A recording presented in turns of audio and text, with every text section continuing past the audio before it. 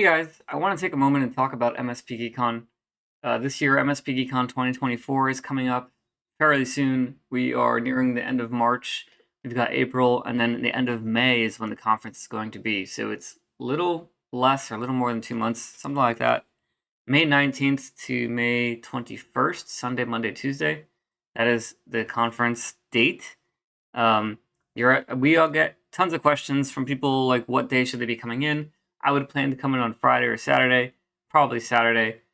Sunday morning is a good arrival time as well if you can arrange it that way. Around 1 o'clock is when we're going to be starting the actual pre-days themselves.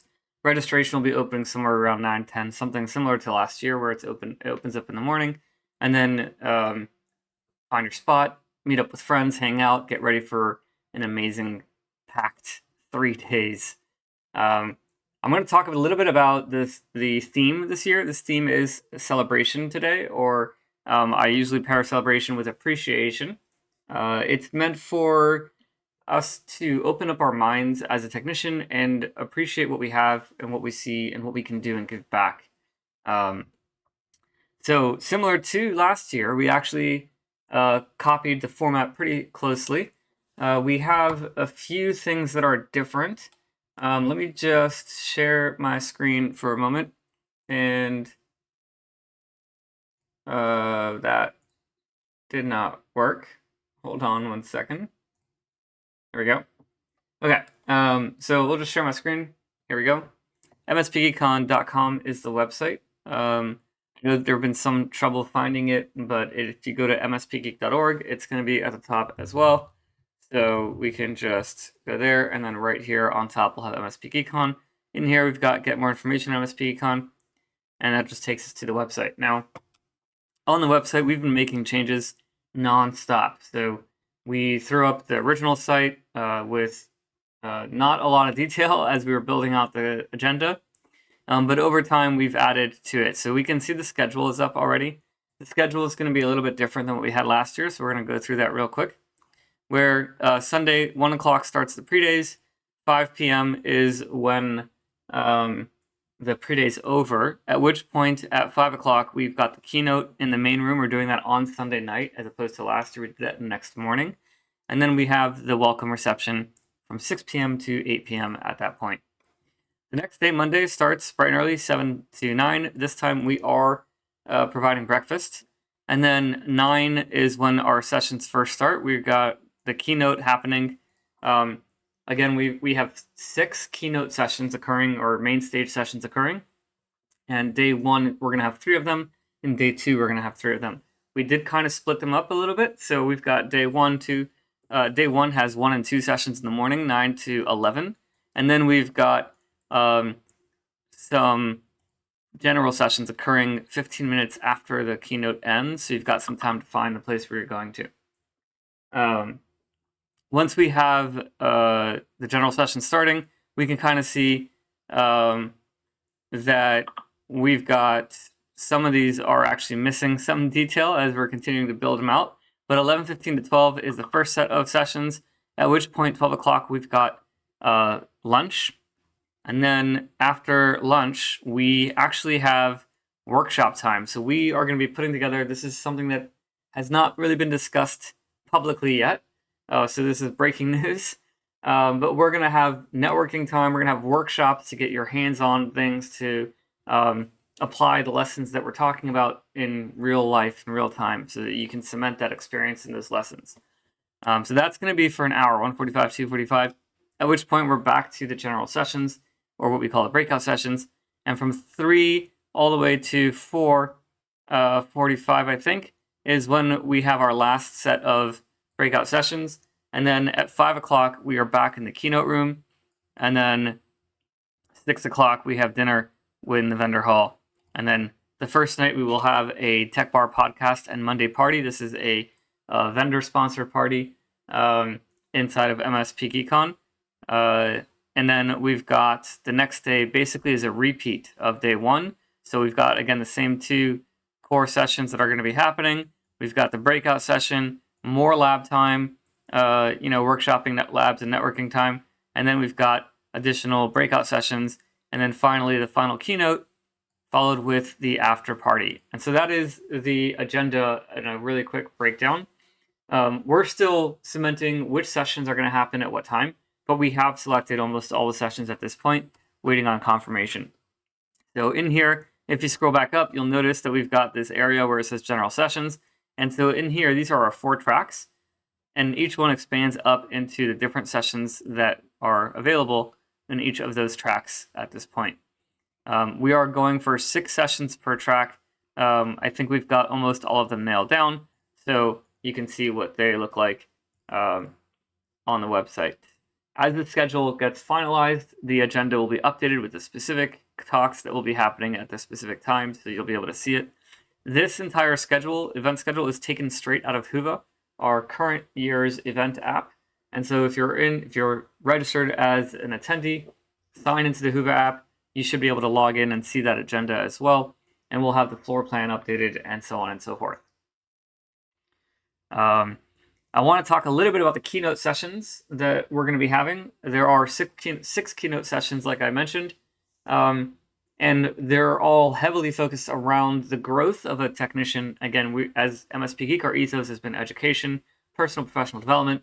It's always been the case since our formation as a nonprofit, and we are leaning heavily into that, both last year's conference for the journey of Tier 1 to Tier 3 and beyond, and this year's conference, which continues that journey to beyond Tier 3, aiming you towards like C-level management leadership position with a strong technical skill for troubleshooting and problem solving.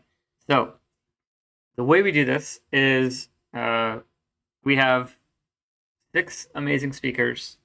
Session number 1 is going to be given by a combination, actually, of Jason Slagle and Ben Canning.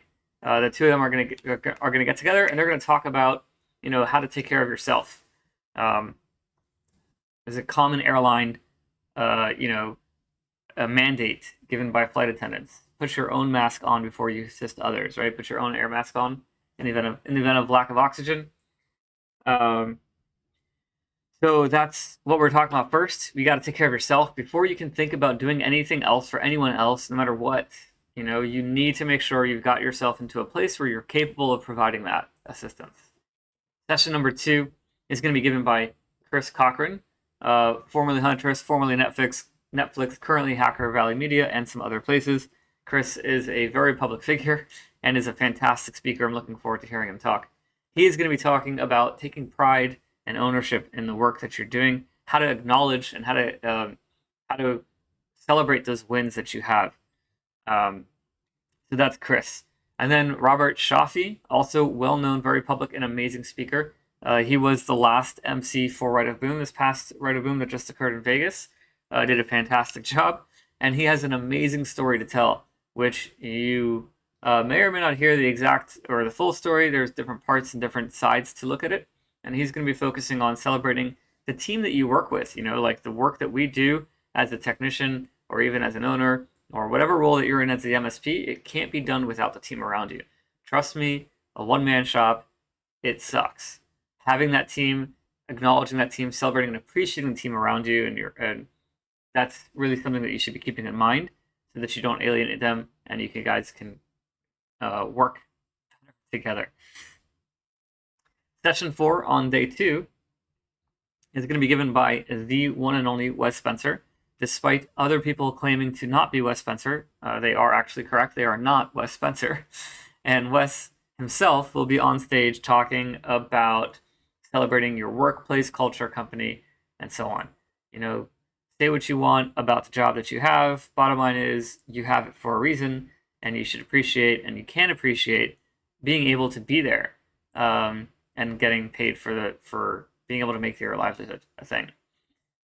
Melissa Hockenberry is coming in for session number 5, and she's talking about celebrating your customers.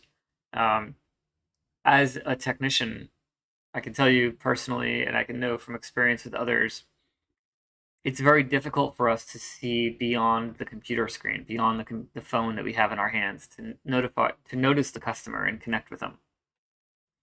And that makes it difficult or actually, I should say, it makes it very easy for us to check out of the work that we're doing.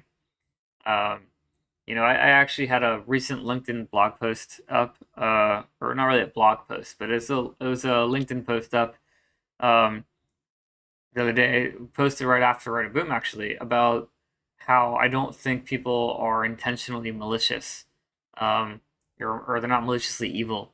They're just immature. Maturity is measured in how much you're aware of those who are around you and how much you account for that in your decisions in day-to-day life. And that can be true regardless of whether we're talking about business maturity or operational maturity or maturity as a person, right? The babies, the ones who just come out, are the ones yelling their head off until they get something that they want, regardless of who around them is hurting because of their screaming, or who they're interrupting because they're screaming. The mature people, as you grow older, as you mature, you realize, like, I shouldn't be yelling in someone's ear just because I can't get what I want. I can't bump into someone and pretend they're not there, right? I should be saying excuse me and so on. And so that's where maturity comes from. And the point is that as a technician, it gets very easy to forget that there's a person on the other end. And so, when we get a ticket about something that we don't want to deal with, it's annoying to us, right? We roll our eyes, we make jokes, we make fun, forgetting the fact that however annoyed we are about that ticket coming through, it's likely the person who's submitting that ticket is either more annoyed or just as annoyed at the very least with having that issue, right? We're experiencing the after effects of what they're experiencing, and we don't even acknowledge that or realize that or pay attention to that. When we come in and are able to solve the problem for them, we should appreciate them allowing us or accepting our help. I wouldn't use the word allowing per se, but people don't like asking for help. It hurts our pride. It's a human thing. People like giving help because it makes them feel good. It makes them feel like, oh, I'm worth something now. I was able to help you. Look at that, and it helps their pride. The opposite feeling comes from asking for help, and so for being allowed to accept, like literally, we're working in a position as a technician where every single day people literally have to call us and ask for help. That's literally how we get paid, and we're basically getting paid off of that bad feeling people have because nobody likes being shown as stupid. And so we need to show some empathy to that. This is something that I clearly have a lot of attachment to, and I went off a little bit on a tangent. But bottom line, you'll hear more about how we can celebrate the customer and appreciate the customer, connect with them, and refine their humanity. From Melissa Hockenberry as the 5th session at MSPGeekCon. Session number 6. I would say it's like, I can't even say it's my favorite just because they're all my favorite sessions. But this is also one that's very near and dear to me. Celebrating the community that or your tribe that you have. Doesn't matter if we're talking about religious community, local community, the community of work, your peer group, a friendship circle that you have, or the actual online community, MSP Geek, hopefully, or others that you're a part of. If it wasn't for them, your support system would not exist. And the way you grow is through your support system and through people encouraging you and through the people around you pushing you to be the best self that you can be. And so celebrating that. Last year we had finding your tribe, finding your community. This year we have celebrating, the celebration of your community. So I also just realized that I just blew the door wide open on all the unannounced sessions that we don't have out yet.